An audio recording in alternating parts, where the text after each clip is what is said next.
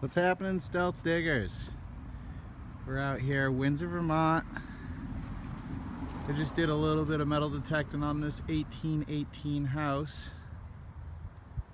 right next to the covered bridge right down the road here. This whole field right here just recently got plowed out. It was all grass before. Really not sure what was actually out here. The person that used to live in this house used to have an old vegetable garden for the whole town. She would rent out plots. So that's actually what attracted me, and then I realized her house was 1818. Well, I started right by this tree, this monstrous maple, and I noticed that there was a flagpole right next to it, so that was cool. Found some stuff under there. All the metal fence posts you see I found, I just leaned them against the tree for the next people. And I ended up finding a bunch of stuff just in this front part right here before I even got to the, this is really about what I got to. And some scrap right there. See it?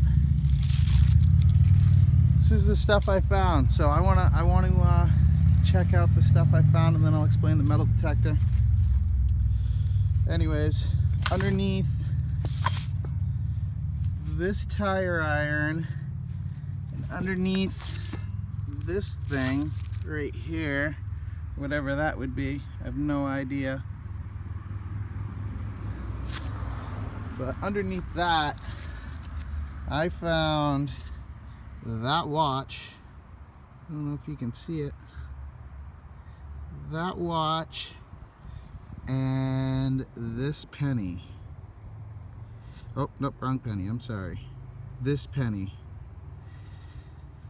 So that penny was a 1930s penny. I'm really not sure what the rest of it is, honestly. I mean, the rest of it's all zinc and Lincolns and, you know, modern change. This, I'm not sure, I think is fishing lures. Bunch of scrap. I mean, more scrap metal than I'm used to be honest with you. I mean, found this walking stick. I found this gun handle, which is a cap gun handle, underneath that maple tree that I just showed you. I think this is the top to a jar, but it looks really fancy. I'm not sure. My colonial cock ring might fit well. And I think that's a school bell or an alarm bell of some sort, which I know that there is no school around here. There's an daycare school over on the other side of this house, but it's modern. Now I'm gonna walk down a ways to show you how close I am to the river, or the covered bridge. The covered bridge is right to the left of this field. Now if you look up on Google Maps, it's historical maps, you'll see that this whole field is filled with buildings from 18, I think 20 to I think 1900 is when they got rid of them. The reason for it is for this river, Connecticut River, was used to bring in stuff off of the river, supplies and whatnot, and this was the spot for Windsor. Now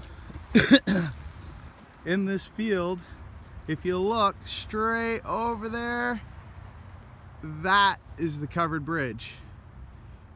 That's how close it is to the covered bridge. Like I said, this whole field was recently plowed.